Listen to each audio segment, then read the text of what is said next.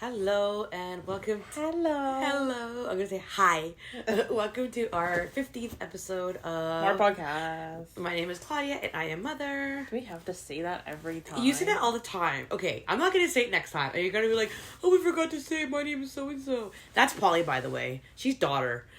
You can introduce me like that now. Right? Oh my goodness. Okay, so before we start anything, I'm gonna tell you guys really quickly something funny that happened this week. I'm at work, and I work at a medical office, and I answer my phone, hello, so-and-so's office, this is Claudia speaking, and this person says, hi, and I'm like, hi, and I'm like, can I help you? And this person's like, it's me. I have caller ID on my phone, keep in mind, and I looked at the number, whatever, I'm like, can I help you? She's like, it's me. I'm like, okay, me who? And this person's like, your daughter? And it was Polly. First off, I didn't recognize her voice. Secondly, I didn't even recognize her phone number. Like, does that make me the worst mom ever? Like, you were very low and muffled. And I'm like, who is this? Like, I'm wondering who's calling me saying it's me. And I'm thinking, did I miss something? Maybe it's a wrong number? I felt so bad. The whole time we chatted, I swear I felt like crap. I was like, I feel like such an idiot. Like, it didn't even clue in. I'm like, how does she not know? She's like, your daughter? And I'm like, oh my God. I told Dad, and he was like, you didn't recognize her? I'm like, I didn't even notice. Because she was really muffled. Oh my goodness, it was so embarrassing. Anyways, again, I apologize, my love. I'm sorry. Yeah, it's okay. Excuse Just me. don't do it again. Right. Next, I'm going to call with a voice changer and be like, how could you not recognize me? Oh my gosh, speaking of noise changers, hold on. I'm gonna... Hey, so we went to this little consignment store in Sherwood Park, and they had this little voice machine. So I told Polly, I'm like, can we get it? Voice machine. It's a tiny sound. Look, it's a sound machine, you guys. Listen.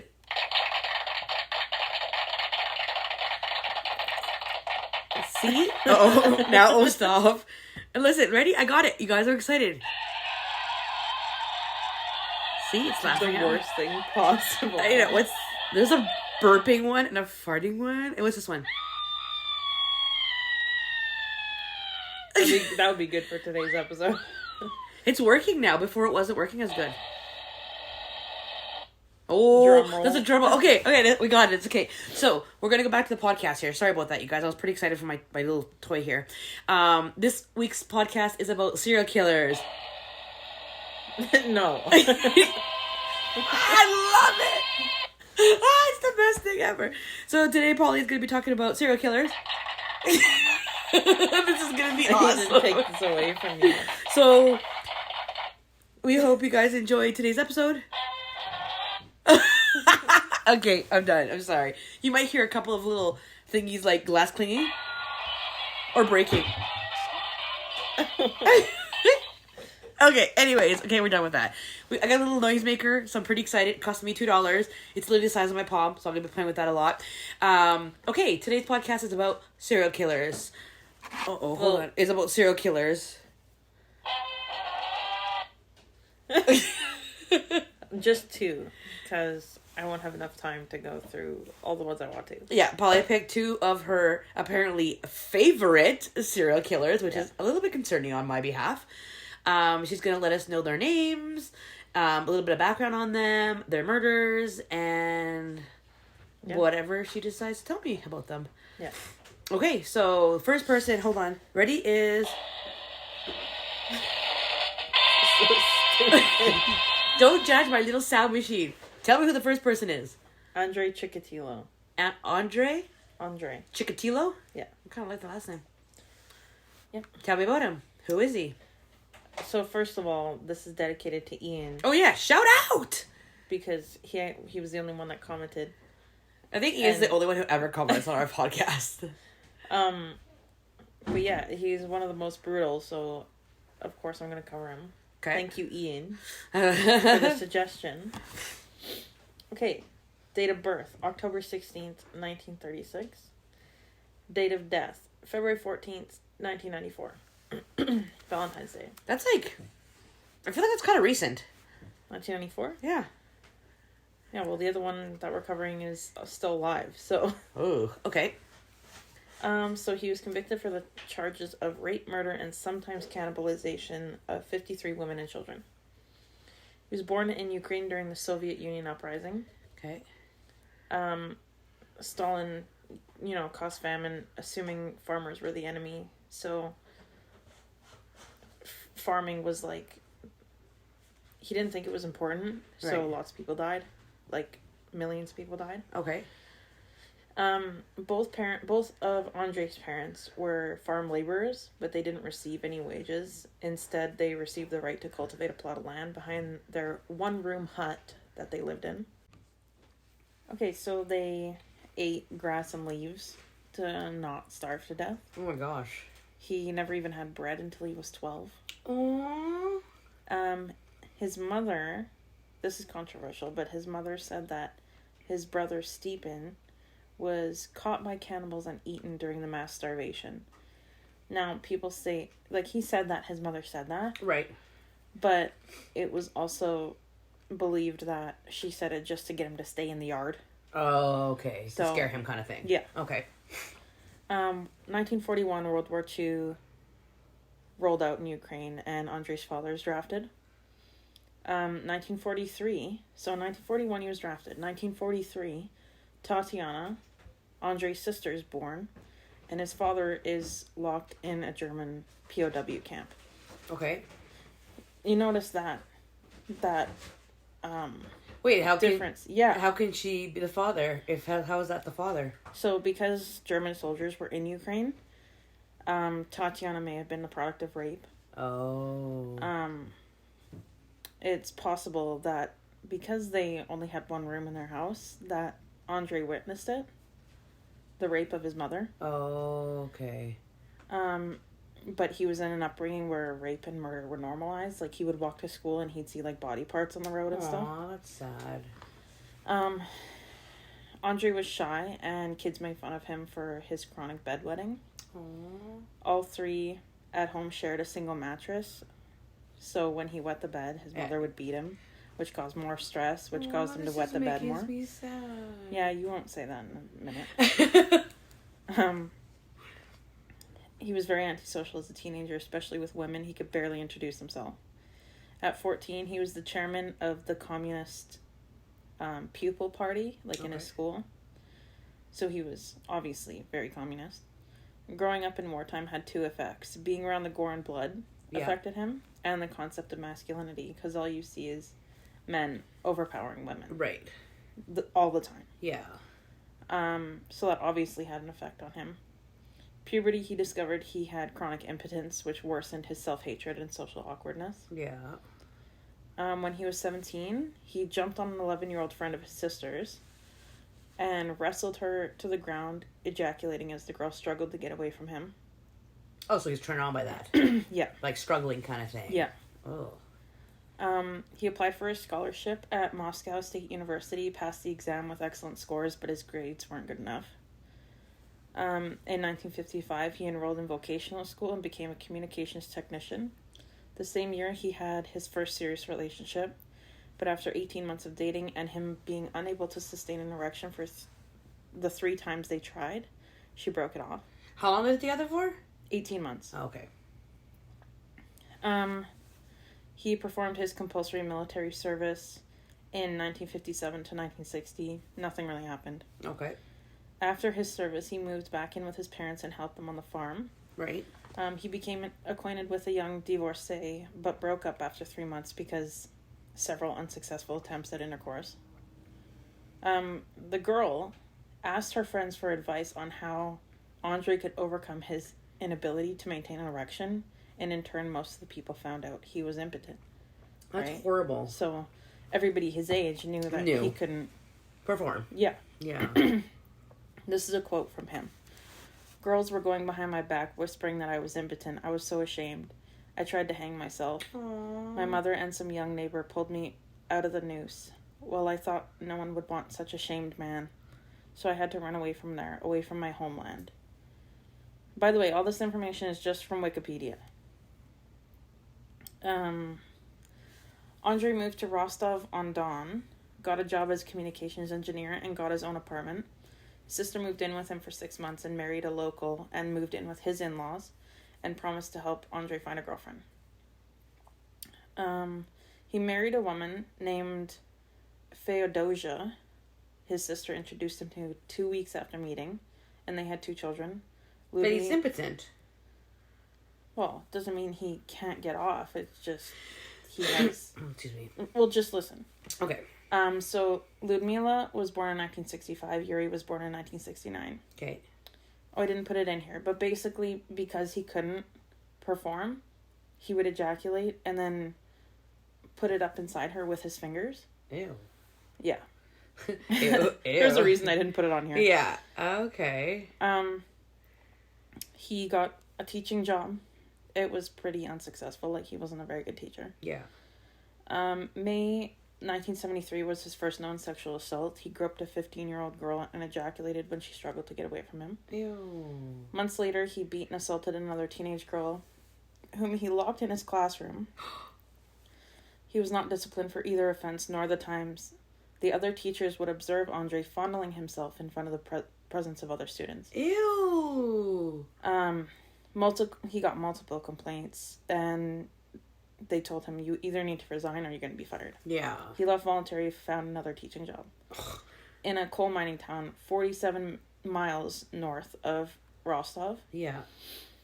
Mid-1970, he would loiter around public toilets to try and view children naked. Ew. He purchased gum to initiate contact with young girls and was known to he sexually assaulted 3 girls using that method. So this is the first murder that's known. Yelena Zakotnova. Sorry, these names. December 22nd, 1978, he lured 9-year-old Yelena to a dilapidated hut where he tried to rape her. Could not maintain an erection, and while she struggled, he choked and stabbed her 3 times in the abdomen, ejaculating while doing so. He strangled her because she was still alive after the stabbing. He strangled her to unconsciousness and threw her body into a river. Oh my gosh, she was just a baby. Yeah. Her body was found beneath a bridge 2 days later. A second murder, September 3rd, 1981. 17-year-old boarding student Larissa Tkachenko. She was waiting for the bus stop. She was waiting for the bus outside a library. He lured her to a nearby forest, promising vodka and relaxing. Yeah. That's what he said to her. When secluded, he threw her to the ground and tore her clothes off and attempted to intercourse but failed to get an erection. He forced mud into her mouth to stifle her screams before battering and strangling her to death. He had no knife, so he mutilated her with a 6-foot-long stick and his own teeth, biting and ripping off one of her nipples in the process. Oh, God. He loosely covered her body with leaves, branches, and torn newspaper. Her body was found the following day. How old was that child? She was 17. She was a boarding student. June 12th, 1982, he encountered 13-year-old Lubov Biryuk. They walked from the bus stop together for a quarter mile before he saw an opportunity to pull her into some bushes, pounced on her, and dragged her into nearby undergrowth, tore off her dress, and killed her by stabbing and slashing her to death as he imitated performing intercourse. June 27th, her body was found with 22 knife wounds to the head, neck, chest, and pelvic region. Oh my gosh. So she was killed on June 12th, but wasn't found until the 27th. Wow. Between July and September... after that murder, he no longer resisted the urges he had. He just, acted on them, basically? Yeah. He was like, I don't care anymore. Between July and September 1982, he killed another 5 victims between the ages of 9 and 18. December 11th, 1982, he encountered 11-year-old Olga riding the bus to her parents' house. He persuaded her to get off the bus with him. He lured her to a cornfield outside the outskirts of the city. Stabbed her in excess of 50 times around the head and body. Oh my gosh. Ripped open her chest and removed her lower intestine and uterus. Ew. Yeah. Chikatilo did not kill again until 1983 when he murdered 15-year-old Armenian girl named Laura Sarkeesian. Her body was found close to an unmarked railway platform near Shakhty, which is another city. By September, he had further 5 victims. The accumulation of bodies found and the similarities between the pattern of wounds inflicted on the victims forced the Soviet authorities to acknowledge that there was a serial killer. I was going to say, how long did it take the police or somebody to realize that something is going on with these girls? Like, they seem like a very obvious pattern to neglect, right? Excuse me. Due to the sheer savagery of the murders and the precision of the eviscerations upon the victims' bodies, police theorized that the killings had been conducted by either a group harvesting organs to sell for transplant, the work of a satanic cult, because, satanic panic in the 60s and 70s, or a mentally ill individual. Much of the police effort concentrated upon the theory that the killer must be mentally ill, homosexual, or a pedophile, and the alibis of all individuals who ever spent time in a psychiatric ward or had been convicted of homosexuality or pedophilia were checked. Sad. You're gay, so you must kill people. He was arrested once, but released. He was arrested on a theft charge. Oh, so something minor. Yeah. They couldn't get him, right? Yeah. On October 30th, excuse me, police found the body of a 16-year-old boy, Vadim Gromov. That must have thrown them off, eh? Because if it's all girls and now it's all of a sudden a boy? Yeah. At a train station. The wounds upon Gromov's body immediately linked his murder to the manhunt. The youth had been strangled, stabbed 27 times, and castrated, with the tip of his tongue severed and his left eye stabbed. Oh. He had been killed on October 17th, 10 days before the start of the initiative to catch him. Yeah. The same day Gromov's body was found, Chikatilo lured another 16-year-old boy, Viktor Trashenko, off the train at a train station and killed him in a nearby forest. His body, bearing 40 separate knife wounds, was found on November 3rd. They placed him under surveillance on November 14th in several instances, particularly on trains or buses, because he would wait at train stations and bus stations to lure them. Yeah. Yeah, with his gum. Sorry. With his gum. Excuse me. Sorry, where was I? He was, placed under surveillance November 14th. In several instances, particularly on trains and buses, he was observed approaching lone young women or children and engaging them in conversation. If the woman or child broke off the conversation, Chikatilo would wait a few minutes and seek another conversation partner. On November 20th, after 6 days of surveillance, Chikatilo left his house with a large jar, which he had filled with beer at a small kiosk in the local park before he wandered around the city, attempting to make contact with children he met on the way. Upon exiting a cafe, Chikatilo was arrested by 4 plainclothes police officers, so undercover. He offered no resistance as he was handcuffed and placed in inside an unmarked police car. So on November 29th, there was a doctor that made a 65-page psychological profile of this guy. Holy! And so during the questioning, they brought in this doctor, and he was invited to assist in it. Yeah. He read extracts from his 65-page profile to Chikatilo. Within 2 hours, he burst into tears and confessed that he was indeed guilty of the crimes for which he had been arrested. After conversing into the evening, the doctor reported to the 2 agents that were on his case that he was ready to confess. On February 14th, 1994, Chikatilo was taken from his death row cell to a soundproofed room in prison and executed with a single gunshot behind the right ear. He was buried in an unmarked grave within the prison cemetery. That was execution, too. Yeah. So whatever happened to his family, did his wife not know? Did his kids not know? Whatever happened to them about that all? What are their thoughts and stuff on that? Did they say? I don't know. I didn't read that. I didn't read... It didn't... Did it say? No. Unless it did and I just skipped it, but... I feel like there's a reason why I don't talk to people when I go on the bus and stuff. Actually, there's a reason why I don't catch the bus for this reason, or the train. Well, just don't let them lure you into the woods. Be like, you have candy? Okay. Wait, do you have soap candies or just regular candies? Gross. Wow, that's crazy. And he's one of the worst ones you said? Yeah, 53 victims. Is that the most serial killers have had? Oh, God, no. Really? They say Ted Bundy killed, like, upwards of 80 people. But that's not confirmed, though, right? No.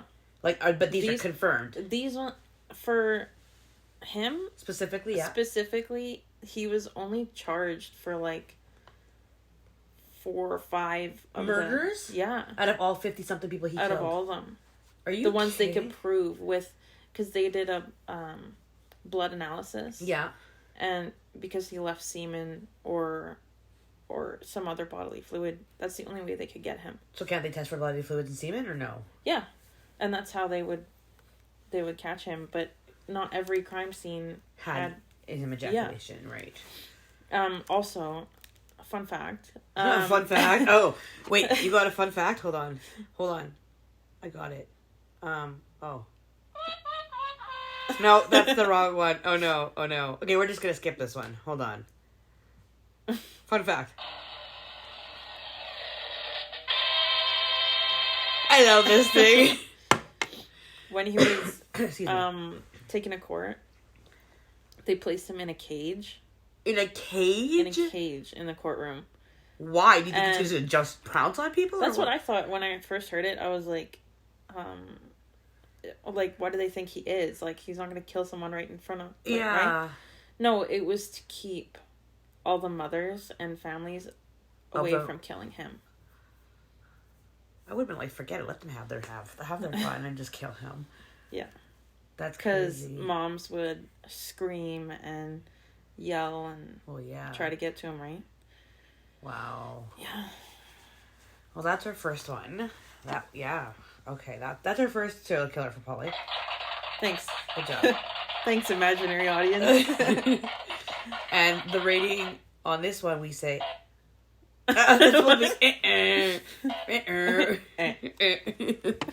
Okay, who is our next topic? Wait, what do we want to say about him? Like, besides that he's crazy and did all these crazy things to people. I think that his...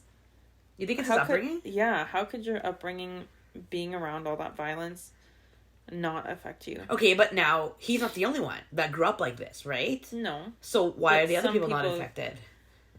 Because other people can handle their emotions in different ways. He didn't have an out. His out was seeing soldiers murder or rape his mom. And but like, how many people had that kind of out? Like, it seems like it was like a norm back then. So like, why did everyone else not turn out crazy, like serial killerish like him? You know what I mean? He was defective, I guess. He was defective? That's just sad. Obviously, something hit him harder than it hit everybody else. That's crazy. Okay. Our next guy. Or girl. It's a guy. Is there a lot of women serial killers out there?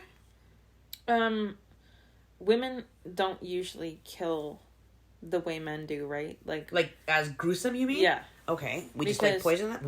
Like, Eileen Wuornos is... that people say the first female serial killer. She's not, but... Like, she killed men, but it was with a gun. And it was mostly revenge. So she didn't really serial kill them. She just randomly... She killed them. It wasn't random. She had reasons for killing each man. And she didn't regret any of it. But most women kill with, poisoning. Mm-hmm. I was going to say, wouldn't we poison them? Like... Yeah, because how are you going to kill your husband? You can't beat him to death. Like... I'm a little bit of a weakling, so yes, that's true. If you... So what... you hear about black widows, like these women that have 5 husbands and they all died mysteriously. Whoa, how do you think that happened? They're called black widows because they... Poisoned every one of them. So what makes them serial killers? Like, what classifies them as serial killers? The amount of people they killed? Yeah. Yeah, like, women can still be serial killers. Women that poison their husbands or other men are still serial killers. Like, what makes them from murderers to serial killers? I think there's a number system. I think it's like over 3. It becomes a serial killing. But when you think of like people that do mass shootings, that's not a serial killing. Obviously, that's a mass shooting. Yeah. Or a mass killing, but these people, they have different motives, like sexually motivated life insurance, money motivation. Oh, okay. Stuff like that. So, or just satisfaction. Some people just like that they get addicted to it. It's like you get that adrenaline that you get from getting high when you do it, and they just can't stop. And when they get to that point, where they just go, they keep going, they get sloppy, and that's normally when they get caught. Yeah. So, okay. Yeah, it's an addiction for a lot of them. Okay. All right. Sorry. Back to the next one. Edmund Kemper. I've never heard of this person. He is top 3, of course. Top 3 for me. Top 3 for you. This man is still alive, still in prison. And where? I don't know. In California. Oh, wait. It's not a mystery. I can't use my machine for that. Sorry, we know where he's from. No, he was born in California. Burbank. So he was born December 18th, 1948. He murdered only 10 people from May 1972 to April 1973. He was nicknamed the co-ed killer, as most of his non-familial victims were hitchhiking female college students. Yes, he killed a lot of his family. Oh. Most of his murders included necrophilia, decapitation, and dismemberment. He was born in Burbank, California, weighing 19 pounds. 19 pounds. Dang. 13 pounds at birth. That's a big boy. That's a big boy. That's a huge boy at birth. Now he is currently 6'9". What? He is massive. I am like a midget compared to him. Legit. Yeah. Early on, he exhibited one thing I wanted to say about Andre is that his bedwetting is a sign. It's one of the top signs of serial killers? Yeah. Well, they're going to be more prone to a criminal lifestyle. Really? Yes. And is that a proven fact, or is that it's proven. It's one of the top 7 or 8 things that can connect them to it. Yeah, you need to get that fixed. You need to take them to a doctor now. Wow. Because he was wetting the bed at 14? Yeah. 12? But 14? even kids that are 8, 9, and 10, they say they'll outgrow it. Sure. You can say that all you want. No, they do say that. There are kids that obviously have issues with wetting the bed. They set up timers and stuff like that, and they're later wetting, stopping to wet the bed and stuff like that. But a lot of doctors will say it's it comes a time a lot of practice on waking them up, this and that, and it's not normal obviously at that age, but it's not uncommon. Do you know what I mean? Yeah, I can see that. But when you're going into preteens, puberty, yeah, still doing that, yeah, there's obviously trauma. Yeah, that's true. Makes sense. Didn't just come out of nowhere. Yeah. So Ed also had another one of those signs. Okay. Early on, he exhibited antisocial behaviors such as cruelty to animals. The worst kind. At the age of 10, he buried his pet cat alive. What? Dug it up, decapitated it. Oh my gosh. And mounted its head on a spike. Okay, so this is not for the faint of heart, apparently. Oh, yeah. I forgot to say viewer discretion is advised. You mean listening to discretion is advised? No, just kidding. Yeah, same thing. Wow. At 13, he killed another family cat because he perceived it to be favoring his sister over him. It's a cat! He kept pieces of it in his closet until his mom found them. Oh, gross. For one, ew. Secondly, the smell? Oh. Kemper was known to harbor dark fantasies and have a morbid imagination. Oh my gosh. Okay, at this point, would you not, get this child checked out? With psychologists and it was mental health and not... It wasn't a thing. This was the 50s. Okay, it doesn't matter if it's the 40s, 30s, or 20s. If your child is killing animals and keeping the pieces in their house, you would think that's a sign of watch out. You think... Well, at the time, they were probably boys, you know? Okay, no. There's an extent to boys being boys. Alejandro's a little bit of a wild child. And I cannot justify boys will be boys. He's a boy. Yes, he likes to smash his trucks, but he doesn't go pulling cat. He doesn't go to your house and just starts wailing on your cat. My goodness. There's a limit. Okay, sorry, I'm done. Kemper performed rites with his younger sister's dolls that culminated in his removing their hands and heads. Ew. On one occasion, when his older sister Susan teased him and asked him why he didn't try to kiss the teacher, he replied, "If I kiss her, I'd have to kill her first." Wait, what? Ew. Why does he have to kiss the teacher? She was just making a joke. Oh. She was just teasing him. Okay. She was pretty brutal to him. Apparently. Kemper recalled that as a young boy, he would sneak out of the house armed with his father's bayonet and go to his second grade teacher's house to watch her through the windows. Ew. Kemper also stated in interviews in his later life that some of his favorite games to play as a child were gas chamber and electric chair. Okay, I'm sorry. What? Those are not games. Like, I mean, you grew up with what, Twister? Be careful. In which he asked his younger sister to tie him up and flip an imaginary switch, where he would then tumble over and writhe on the floor pretending he was being executed by gas inhalation or electric shock. Oh my goodness. Kemper also had near-death experiences as a child. His elder sister tried to push him in front of a train. Maybe there's a reason. But don't touch your dolls. Another time, she pushed him into the deep end of a swimming pool, and he almost drowned. Aww. His parents divorced when he was sent to live with his mother, whom he had a dysfunctional relationship with. She was an alcoholic who regularly belittled, humiliated, and abused him. Aww. She called him a real weirdo for his height, being 6'4" at age 15. Holy crap. He's not a weirdo, he's just a boy growing. She refused to show him affection because she feared it would turn him gay. Oh my goodness. But also at the same time reminding him that no woman would ever love him. Oh my goodness, this is so sad. Okay, these people go from, like, super sad to, like, completely insane. Yeah, I know. Because of all the...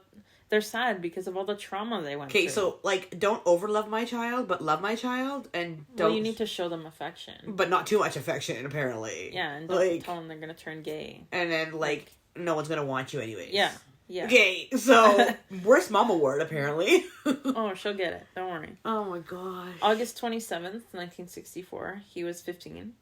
He was sitting at the kitchen table when him and his grandmother got into an argument. He retrieved a rifle his grandfather gave him for hunting and returned to the kitchen to fatally shoot her in the head and twice more in the back. As she also suffered multiple post-mortem stab wounds.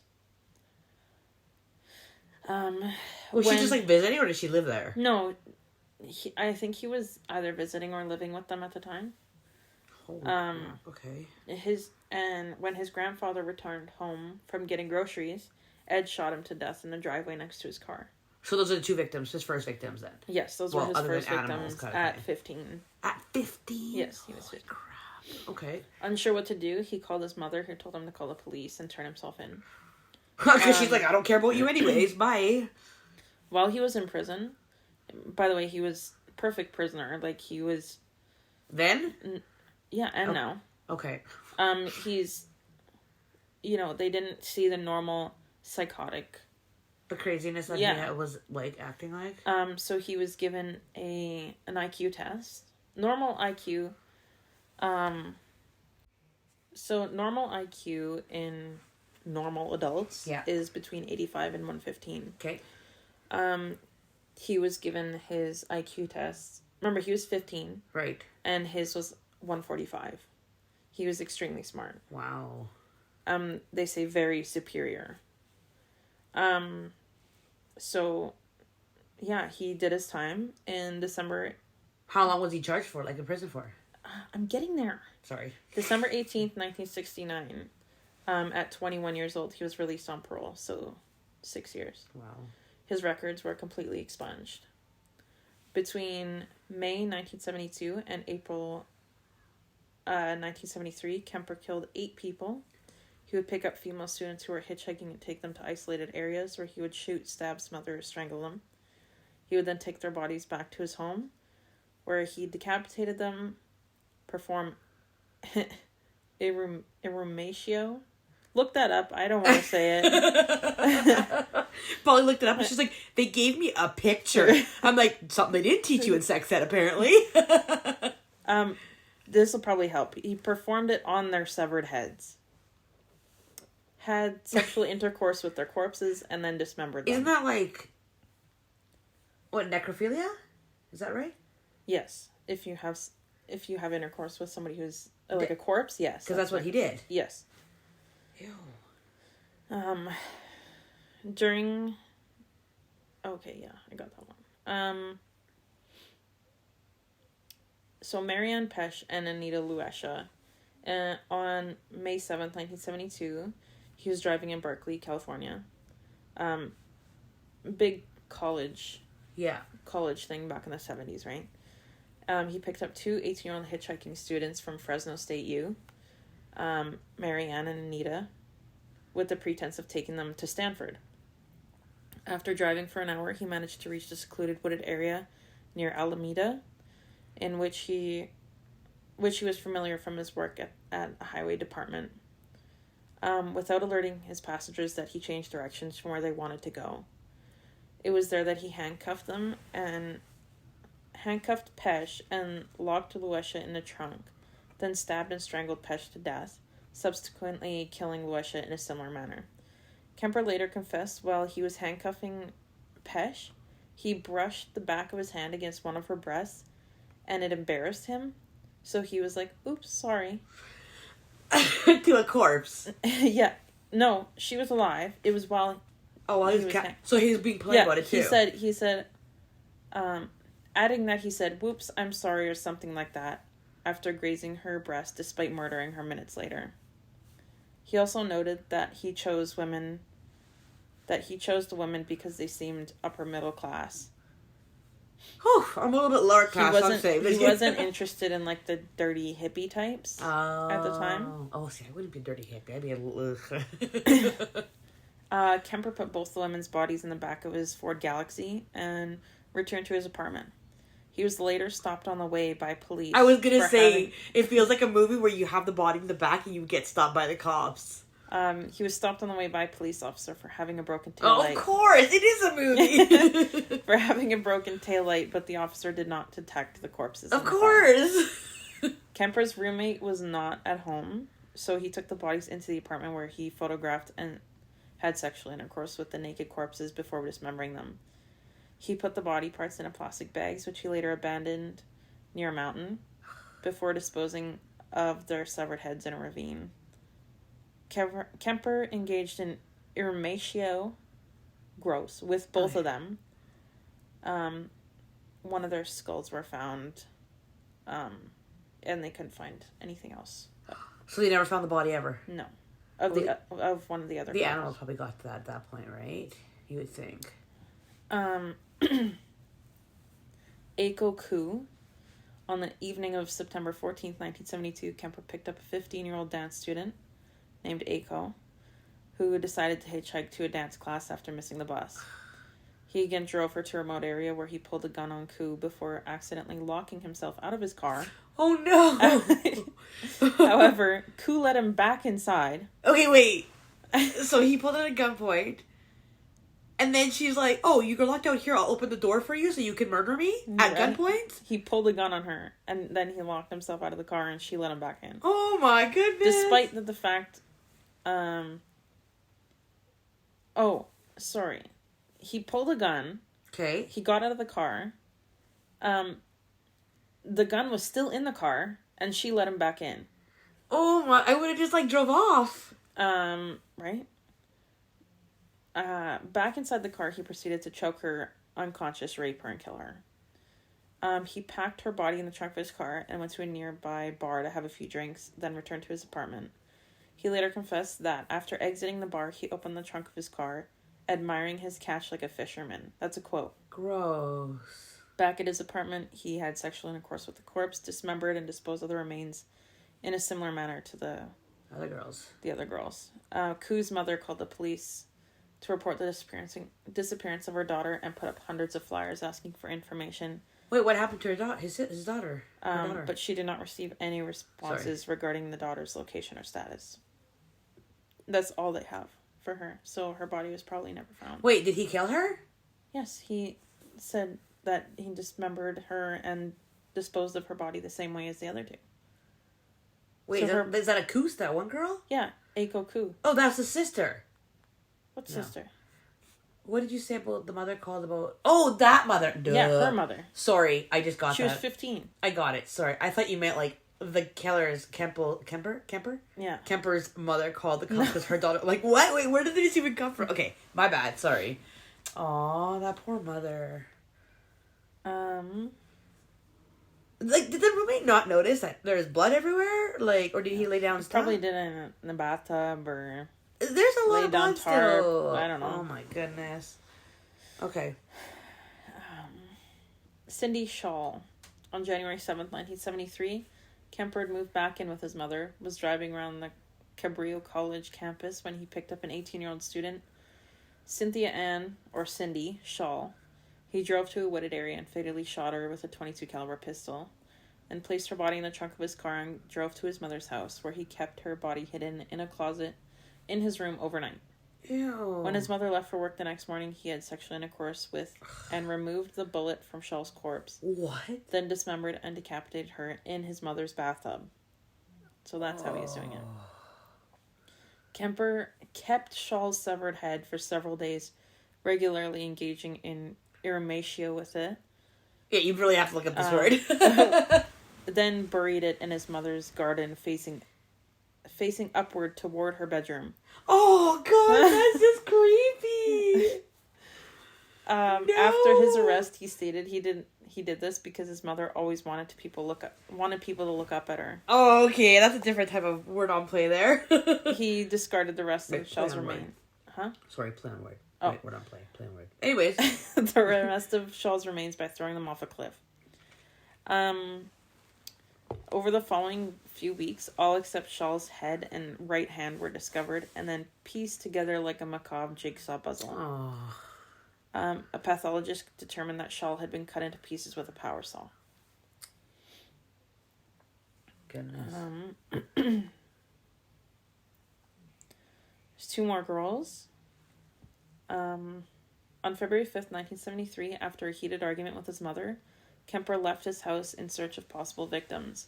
With heightened suspicion of a serial killer preying on hitchhikers in the Santa Cruz area, students had been advised to accept rides only from cars with university stickers on them. Oh, yeah, smart. Kemper was able to obtain a sticker. I was going to say, can't he just get a sticker?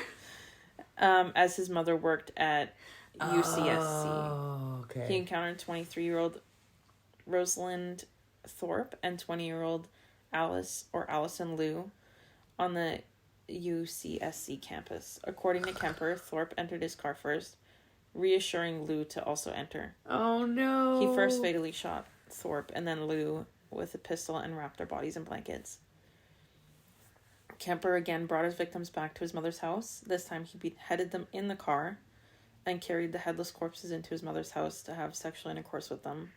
He then dismembered the bodies, removing the bullets to prevent identification, and discarded their remains the next morning. Okay, how? The amount of blood that I see on TV shows when you kill somebody, for one, decapitate them, two, and three, does nobody see this huge, extremely tall guy bringing two bodies into a house? Well, he wrapped them. He wrapped them in blankets. Right? Okay, so what? It's just like a big, fat, chunky blanket that this guy's carrying, or what? Is it normal? These are college students in the 70s. They're skinny, small, right?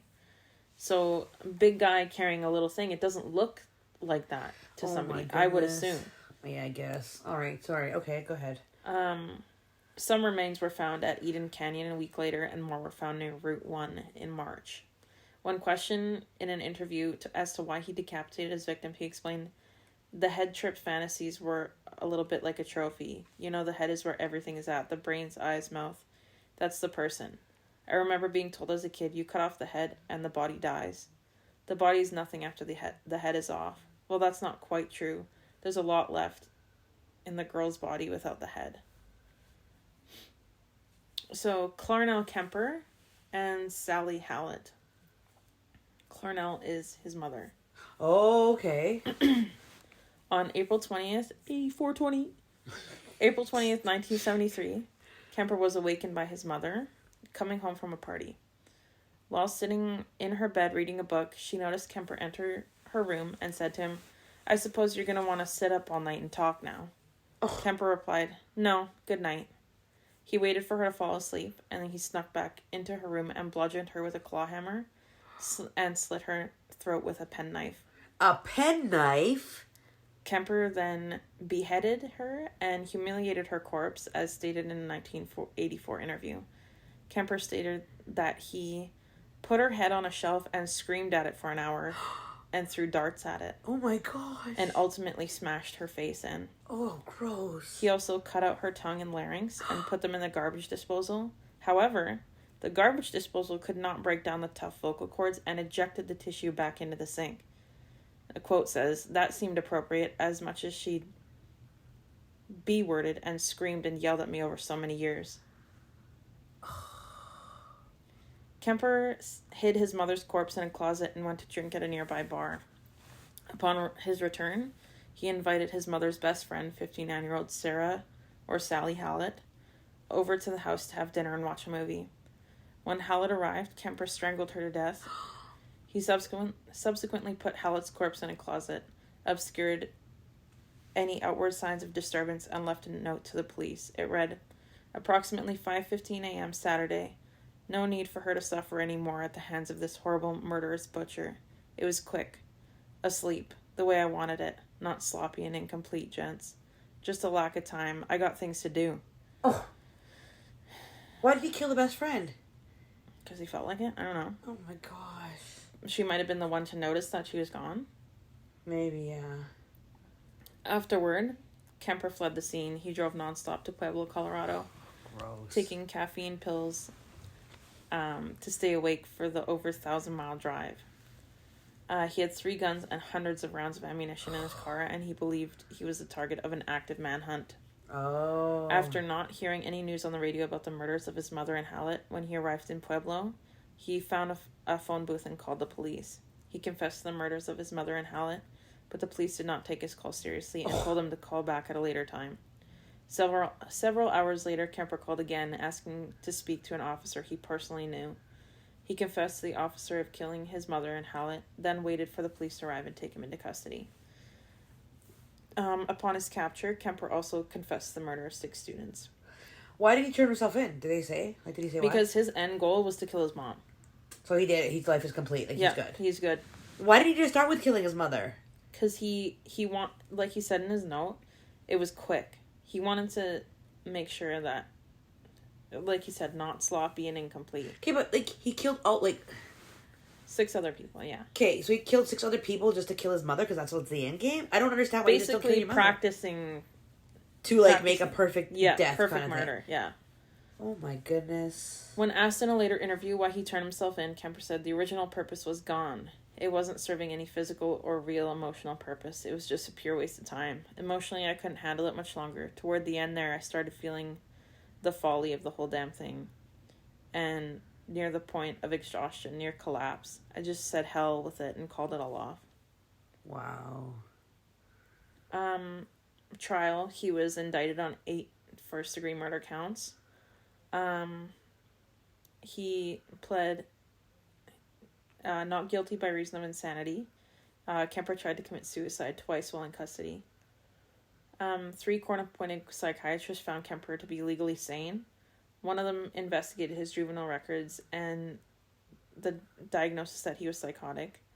He also interviewed him, including the truth serum, and relayed to the court that Kemper had engaged in cannibalism, alleging that he sliced flesh from the legs of his victims, then cooked and consumed these strips of flesh in a casserole. Ew. So he said that under a truth serum. So it could be not true? Yeah, later he recanted them. So that I'm not sure if that's true or not. Testified to killing them. Yeah. On November 8th, 1973, the 6-man, 6-woman jury deliberated for 5 hours before declaring Kemper sane and guilty of all counts. He asked for the death penalty, requesting death by torture.